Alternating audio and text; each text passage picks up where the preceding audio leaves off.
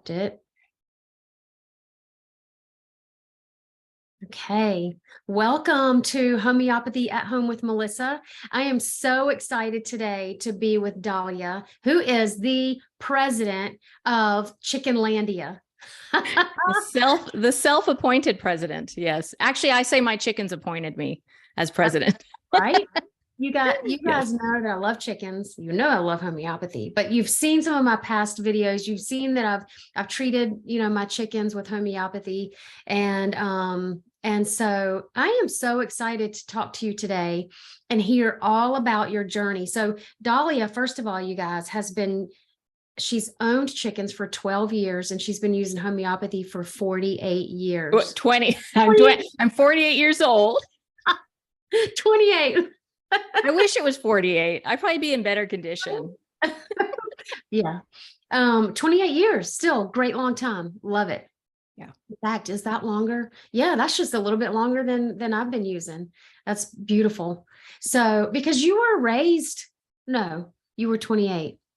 So or you were 20 when you started using it. Yes, I was 20. How did you get introduced to homeopathy at 20?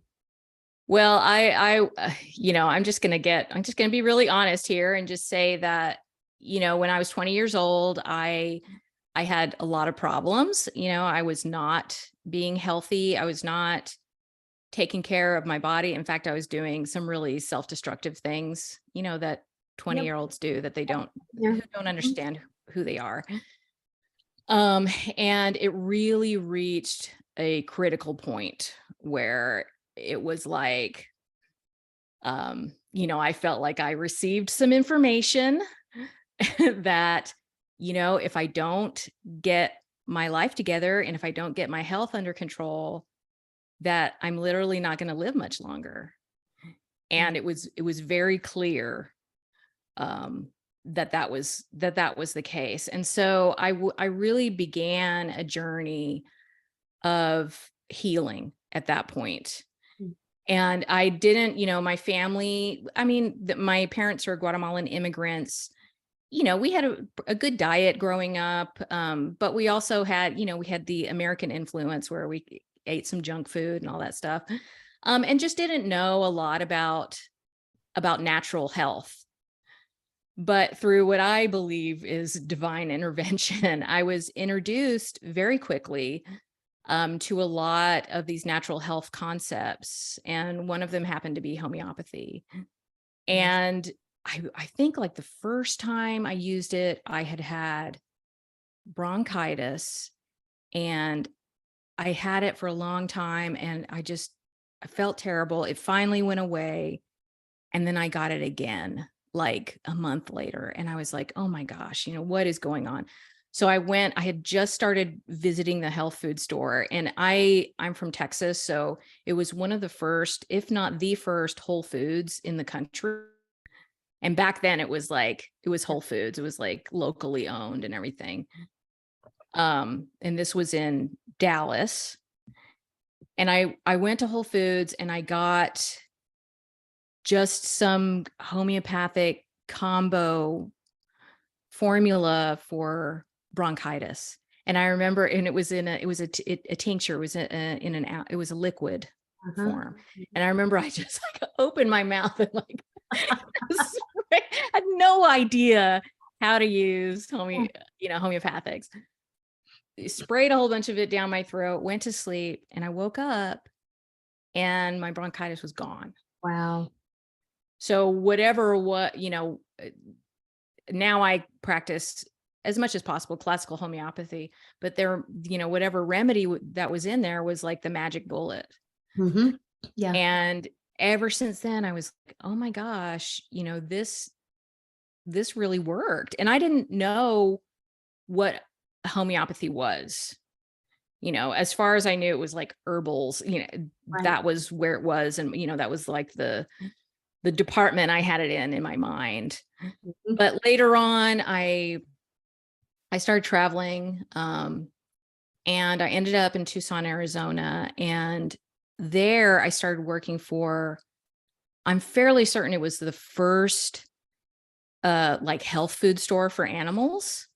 Now they're there's a lot of them, you know, and in fact, I think that's probably like the prevailing, well, maybe not. I'm kind of in a bubble. I'm kind of in a health food bubble, but um, there's a lot of supply stores for animals that supply just healthy stuff, whole food stuff, you know, would be considered health food for animals. But back then there was nothing like that. Yeah. So it was two women that owned the store, and they had all the Boiron homeopathics. And I was like, wow, you know, what are these? And that's when I really started to understand the concept of homeopathy, how to dose it, that it could be used on animals, and also how to use it more, you know, with more clarity on myself. And, you know, back then I was using it for like hangovers, you know. Yeah. But as I matured, now I use it. I certainly have used it on my animals, like my many pets over the years.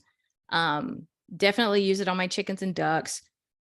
Definitely use it on my kids and my husband and myself. And I really try to share that information wherever I can, because I really believe in it. And you know, it's beyond belief. It's not just like some dogmatic thing that I believe in. I have seen it firsthand really work. And so it's important with me to share that. And that kind of, you know, when I became a backyard chicken educator, I at one point decided to bring that into how I teach about chickens, which was not a simple decision, because, you know, obviously the poultry industry isn't great. Right. And a lot of the information, almost all of the science that comes to us as backyard chicken educators, it comes through the lens of factory farms. Right. You know, where you know, scientific studies are done in conditions that aren't even conducive to life. And then we are meant to translate those, you know, those findings to our backyards, where chickens have sunshine, they have, you know, dirt to scratch in, they have enough room, and they're not totally stressed out all the time. So it's like, you know, I feel like a lot of the advice we're given is really advice that is meant to just keep chickens alive in a horrible situation. Goodness. So, but, you know, I find myself in this position where it's like a lot of people are like, well, I want you, you know, to show me the science behind this. And it's hard for me to explain to them, look, you know, the way homeopathy works, it's not as easy to conduct, you know, what we consider these scientific experiments on homeopathy because of the nature of homeopathy. Right. And so I think for a lot of people at that point, they will just kind of say, well, it's pseudoscience. And so I do get accused of that a lot. And in fact, that's how I found your podcast. Because I don't know if you want me to tell this. Yeah. I feel like I'm just talking. I'm just going. Yeah, go for it. Okay. Well, recently you know, it's surprisingly, the backyard chicken, educator world is kind of like, there's a lot of competition in it. It's really unfortunate. But it's very competitive, and it's a tad like cutthroat. Wow, I didn't know. I feel like there's just no escape. Like within any, you know, within any, gosh, what do you even call it? Like, I think I you know know, what backyard and any idea, there's like factions that fight each other within that idea. Oh, yeah. And you know, you find it in homesteading or in homeschooling and all these different groups. There's factions within those groups that argue with each other. And it just is, to me really unfortunate because yeah, like we do share a common goal. And I think a big one is to just see less chickens in factory farms, but also to see healthier people on a healthier planet. And if we could just keep that as the focus, we wouldn't have these petty arguments about things. It's like, it's okay if we don't agree on everything, Yeah. but that is how it is. And because of that, sometimes I find myself feeling kind of alone in this space. And I got some feedback recently by another educator who I respect very much and is very knowledgeable.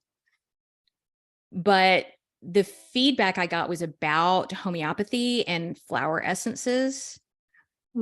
And because I do talk about flower essences a lot. And she was like, I feel like it's dangerous that you are recommending these herbs to chickens, and I was like, and she just really, went down the line of just like, this herb is not good for chickens. And I'm like, well, yeah, I'm not telling you to give your chicken arsenic. When I when I say arsenicum album, I'm not Right. that's not what I'm saying. And I was so I felt really defeated after that because I was like she doesn't understand Homeopathy. homeopathics. And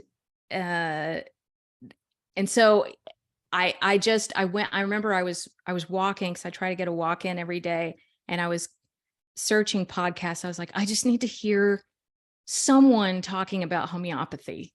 I just need to know that I'm not alone in this. And I found your podcast, and the first one that I listened to, you were talking about giving your baby chick, I can't remember which remedy it was. Carbo-veg. Which one was it? Carbo-veg. Carbo-veg, yes. And which I've used many times. And I was like, oh my gosh, she has chickens. And then you said in that podcast, like, if you'd like to be interviewed, please contact me. And I'm like, yes, I want to talk to someone else who understands what I'm trying to say. So thank you for, for having me come on, because I love geeking out about homeopathy. And like I said, it does feel like a very lonely space, especially in like the animal world and in the backyard chicken world. It's just not something that's really discussed a lot, or that has frankly a lot of respect within that world. That is pretty amazing that the first podcast you found of mine was where I was talking about my chickens. I mean, really, like what? That wasn't just number one. Like, Yeah. it wasn't the first podcast. How you landed on that one is amazing to me. And a divine setup. Yeah, absolutely. Absolutely. So that's awesome. And I was so thrilled when you reached out to, to see about being on, because I love animals. I love homeopathy. I'm a pretty new chicken owner. I think, was it 2021? Yeah. Spring of 2021 was a lot of people. 2021, 2020, 2021. It wasn't a great year. Those weren't great years for humanity, but they were great years for backyard chickens. Yeah. I was just reaching out to all my chicken friends and asking tons of questions and, trying to get everything perfect. And what I've learned in the short time that I've been doing this is they don't need perfection. They need a safe place. Yes. And, and just the fact that, that first little baby chick that I got to give homeopathy to, it was very sleepy. It wasn't wasn't eating, drinking anything. And I didn't mean to say it. And, I reached out to a couple of my chicken friends and they were like, yeah, that's kind of common and she's probably not going to make it. And I was like, watch this. I am not letting this baby die. I couldn't take it. that was my first time ever having chicks, and they were so cute and tiny and little. And I was like, I can't take it. So, I mean, and since then we've had some die. So I'm kind of gotten used to it, but predators. So, Yeah. so, Carbo-Veg brought her back to life, and I saw it, and it was just a few doses, and the administration was so easy. If she were eating, she would have pecked it right off of my hand or the ground or whatever, but she wouldn't even do that. So I put some in a little bowl of a little ramekin of purified water, and I stood her in it. And I was also very careful that I didn't want her to get cold or stay wet. So I had the room warm, and after I stood her, so she just soaked it up through her feet. That gave Oh, her that's enough, interesting. that gave her enough energy to then that the next dose she ate it with her, beak. Wow, that is really interesting. I think I had not considered that as the Yeah. way to administer it, because unfortunately, it's very easy to like literally drown a chicken, if you're giving them something via dropper or syringe. Yeah. I'm just really careful about, using a certain technique to administer anything liquid to chickens when they're not eating and drinking on their own, because it's so easy to aspirate them. Didn't know that. Yeah. So that is really interesting. The feet thing, because it does make sense, because the feet are just ready to kind of soak in things. And we can do that with people too. So if somebody is in a situation where they can't take anything by mouth, you can put it on their wrists, their neck, their feet, anywhere, on the body. Okay. With other animals, you can get a cotton ball or whatever and, put it on the belly where there's not much fur. So there's, Okay. yeah, lots of different ways you can administer remedies. And, and after that, we had a chicken get injured and she was eating. So all I had to do was just, we, put the remedies on the floor in front of her and she would eat them all up. Oh, So, she did. That's good. I haven't seen them do that yet. and That's after good. that, there were times where I felt like I don't remember what it was, but I felt like they needed the cell salts, the big chalky ones. I would just throw them in the coop and they would eat them. They would go Oh, after 'em. wow. Oh, well, this is all good information, because I didn't think that they would just eat them, but I mean, they are sweet. Mhm. And there's something, Um, they're bright and they're little, things they can pick up. yes, they can be intelligent when they want to be intelligent. Sometimes when you really need them to be, it's like, That's true. Yeah, that's true. Because the predators, I was like, if you people yeah. would stay in your fence, you would be safe.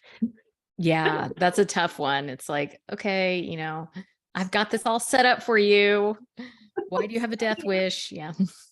Say, Dahlia, I would love to hear maybe some of the things that you um teach in your book and about your book. What's the name of your book? When are we going to be able to buy it and read it? And then how do you guide people? Is there a chapter on homeopathy? How do you guide people with that?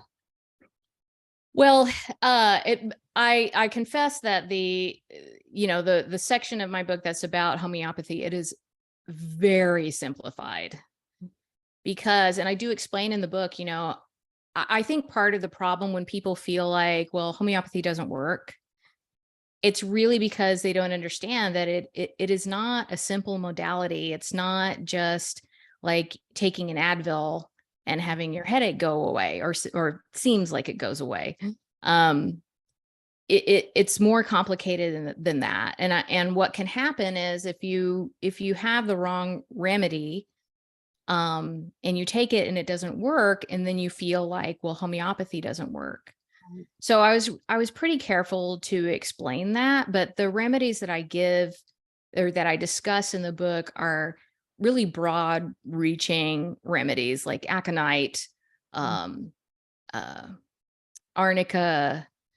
I think I talk about arsenicum album. Carbo-Veg is a great one.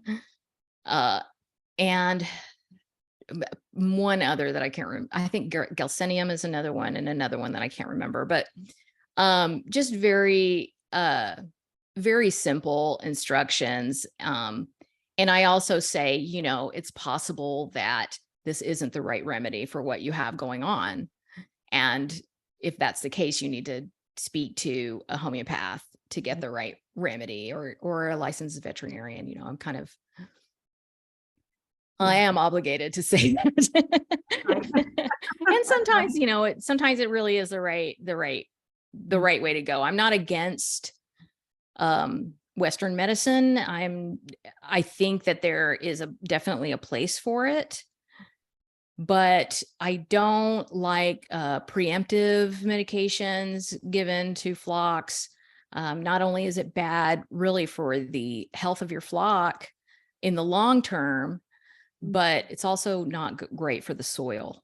And that's something that really concerns me, because we're putting, when we have backyard chickens, if we're putting chemicals into the soil in order to, because we feel like that keeps our chickens healthy, we're really creating a situation that is not conducive to health. It might appear that it is in the immediate future, but in the long term, it's really not good. I'm sorry, there's a lot of fear around when I was doing all my research and getting my first little flock together. There's a lot of fear around chicks, baby chicks, and their health. And you have to give them this medicated feed to fight off these diseases. And thankfully, I have this understanding and this experience with homeopathy long before this, so that fear, I don't know where it comes from. And, are they, you obviously, you definitely know more about this than I do, but is the fear because we're taking our experience or our observations from these chicken plants where, there's a lot of illness. Well, this is a really good example of something that has come to us through the lens of factory farms, because the fear is for a disease that is not great. It's a parasitic intestinal disease called coaxidiosis. And coccidia really thrive in certain conditions. And those conditions happen to be present in factory farms. Where chickens don't have enough room, baby chicks, they barely have enough room. They are walking around in their own feces. They are constantly stressed out. They don't have anything that is remotely similar to a natural experience. And not to mention just like fresh air. So these environments, they might be sterile, but you don't want a sterile environment. That is not conducive to health. It will keep a chick alive long enough to either produce meat or eggs, maybe, for the most part. But anything beyond that, any kind of resilience, that's not what is going to happen. So what was happening is coaxidiosis, that is, it's very contagious. So it would get into these factory farms and really affect the bottom line. I'm sorry, I'm getting a text. There's nothing I can do about it. And I might get more, but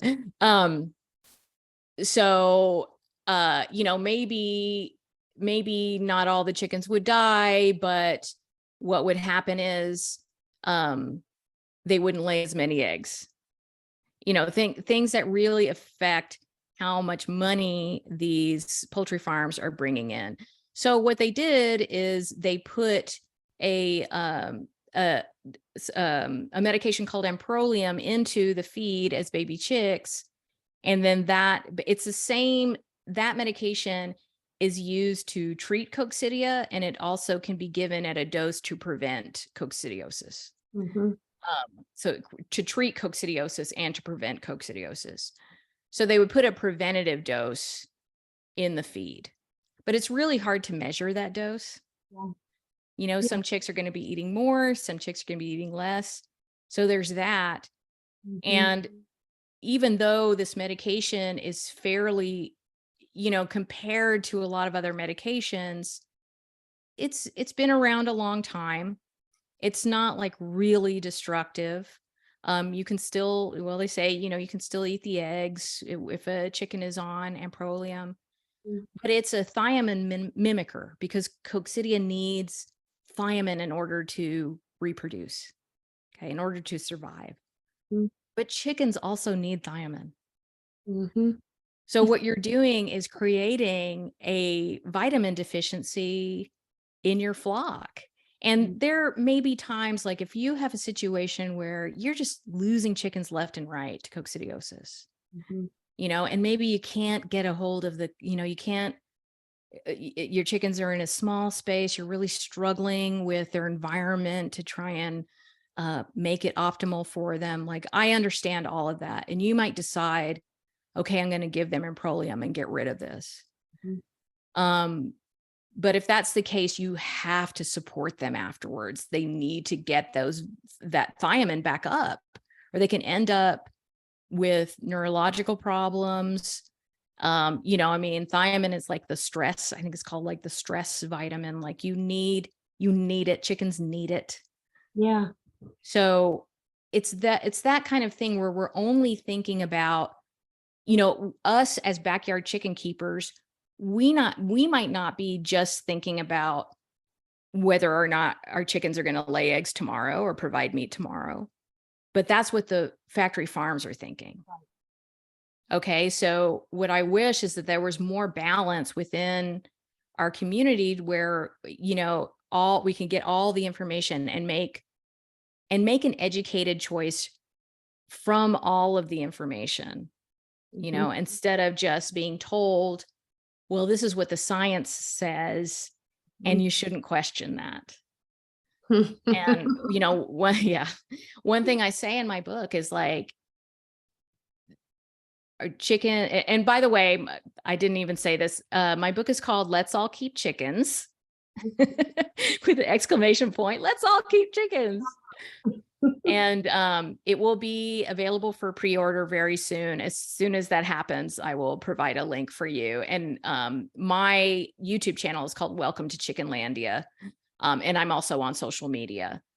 So as we get closer to the release of the book, I'm going to be putting out that information. Awesome. But, oh gosh, where was I before I? You said, say in the book. Yeah. Human beings have had chickens for millennia. They've been domesticated for a really long time. And we really have it, we have it across cultures. It's within us. It's like part of almost all of our heritage. And I love that about it because it's a unifying thing, and in the world right now where it really feels like we're very more divided than we've ever been, whether or not that's true or not is very hazy because we kind of see the world through social media now. So it's hard to know how divided we actually are, but it certainly feels that way. And my goal is to bring people together through this thing that we've been doing for a really long time. And because of that, it's kind of in us, like this knowledge is kind of in us. So I don't want us to think about this or anything else in terms of, well, what are the experts telling me? What are these people, these people higher up than me with this knowledge that I can't reach? What are they telling me to think about this? I want all of us to have the tools that we need to make our own decisions about something that human beings have been doing for so long. Like it's part of our nature. And that's really like part of the goal of the book is to get people to think about things critically and to think about things in terms of, what feels right. And to also use chicken keeping to kind of pull people back together. Because I really feel like the way out of the condition that we're in right now is kind of in the ground beneath us. Like when we connect back with nature and really back to who we are, we start to feel better about who we are. And then we start to look at the world with a more compassionate lens. I'm getting real deep here. True. I mean, really, because when we place our health and everything else in the hands of somebody else, yeah, it's not natural. It's not normal. The course that we have been on is not normal. It's not normal to give every piece of who we are and what we do to somebody else to manage. Yeah. And We I, can, I mean, I even say, like, if you, I say, I have a saying, like, chicken keeping is, is almost like civil disobedience. Like, when we keep chickens, it's a way to kind of bring back our what belongs to us, the earth, and this tradition, this age-old tradition. It belongs to us. It doesn't belong to the feed companies. yeah, It doesn't belong to the medical world, it's, or food science or any of that.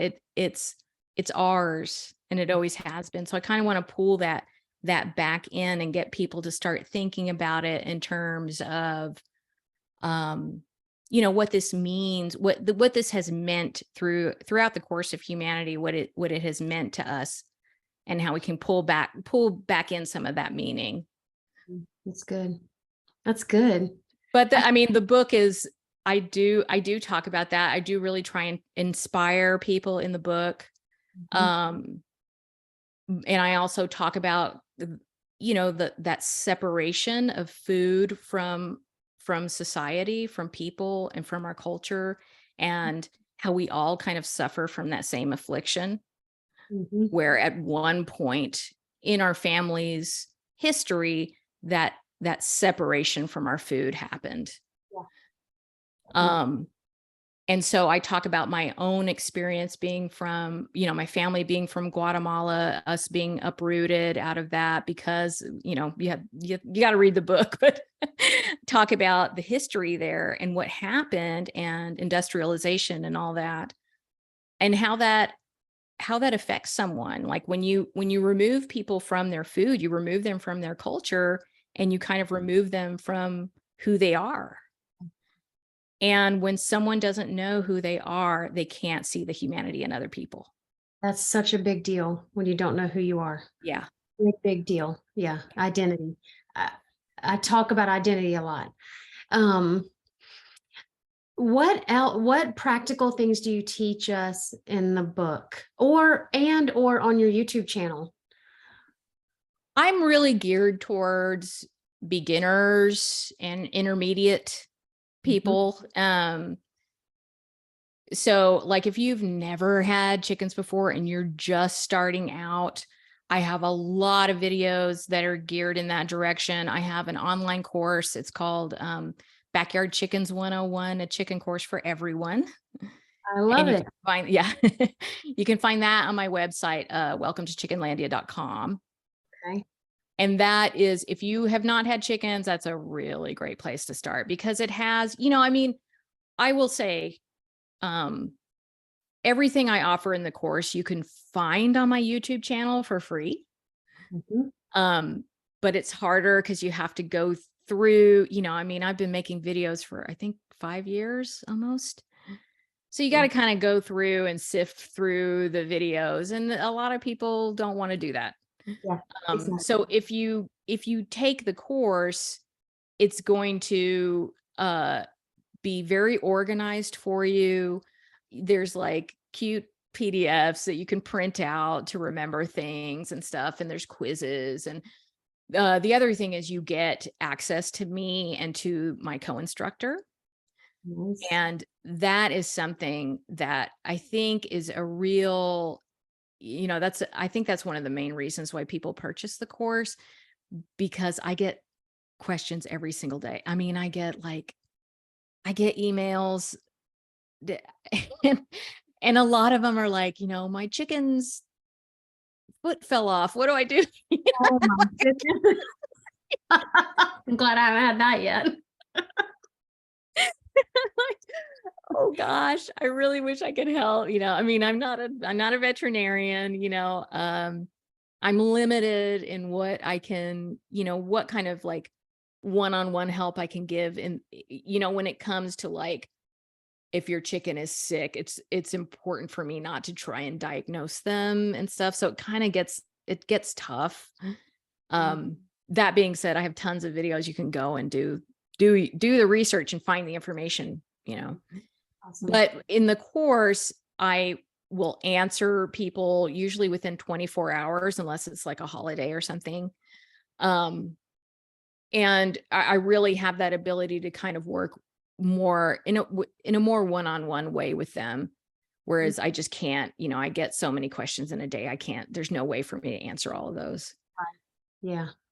And then the book is, the book and the course, there's a lot of the book is beginner for beginners and intermediate, or if you just want to read, some good stuff about chickens. It's very natural leaning. Obviously, I talk about homeopathics. I talk about flower essences.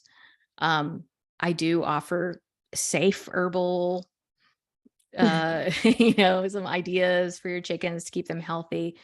And I really try to focus on keeping chicken keeping accessible, because that's another big passion of mine, that this practice that traditionally anyone could do, that, it didn't matter what their income level was, they could keep chickens. And in fact, chickens could be a really good way for people without a lot to still get, some really good nutrition into their families. And it saddens me that the way chicken keeping has kind of gone, at least in our country and in the UK and some other places, there's this idea that it costs a lot of money to keep chickens. That's exactly what I was just thinking. I was like, wow, okay. So yeah, because even just my husband has made a comment before about, how much the chicken feed costs. And and then the whatever and all, or if I buy, heads of lettuce at the store because I'm not growing any right now, or whatever, buy whatever food. I mean, he's like, we can buy eggs for cheaper than what we're feeding, Yeah. So I'm very interested in that, how it really, the cost really breaks down. Well, it's funny because my husband used to say every egg was $100.